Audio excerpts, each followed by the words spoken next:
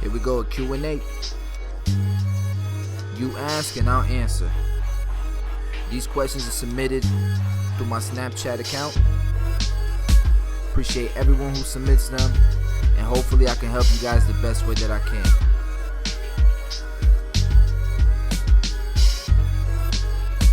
You can follow my Snapchat here. Let's go ahead and begin. Hey Chris, name's Sebastian. My question is, how do you make the fade stick out more? Like the blending, how to perfect that blending. What are your tips, please? Alright, take two.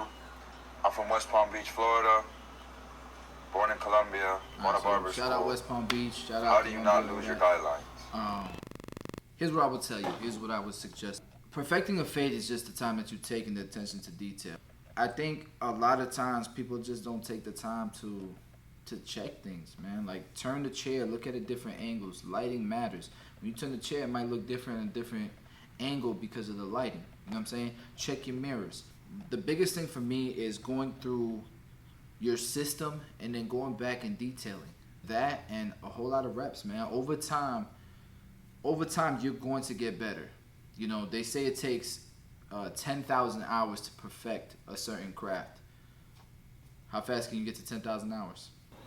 What's up, boss man? Hey, just asking, you got any advice for barbers that are kind of struggling through barber school?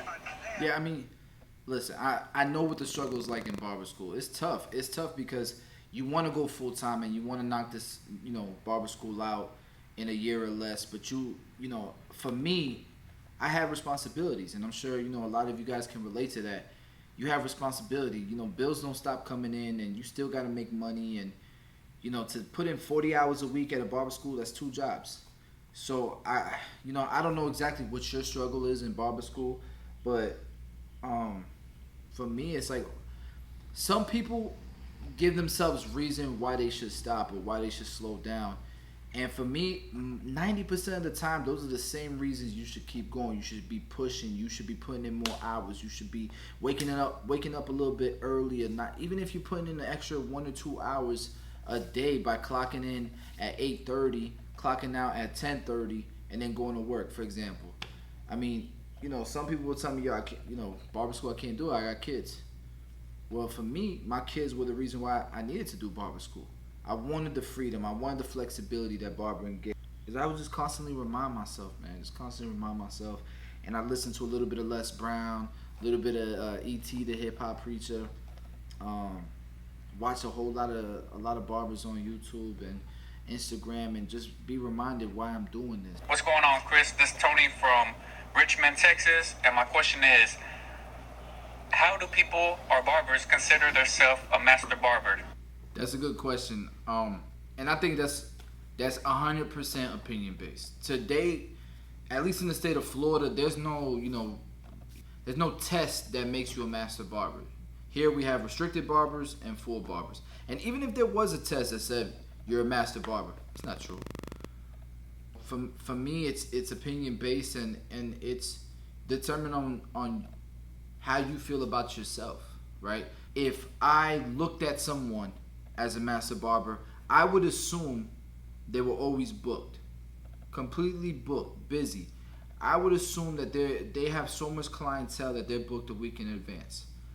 I would assume that their clientele was diverse, that they can cut every texture of hair.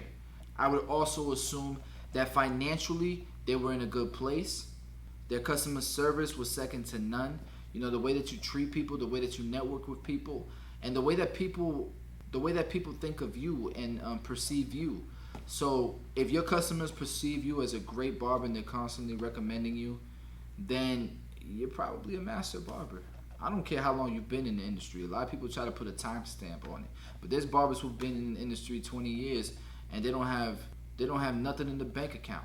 They don't have a single asset, a single investment. How are you gonna retire if you're a master barber? There's people who've been in the industry 10, 15 years and they don't even own a house. And you can master haircutting, but that just makes you a hair cutter. But this is a lifestyle to me. So if you're a master barber, then you're not just a great hair cutter. You're successful in the lifestyle, if that makes sense. That makes sense? I think that makes sense. Y'all let me know what you think is a master barber.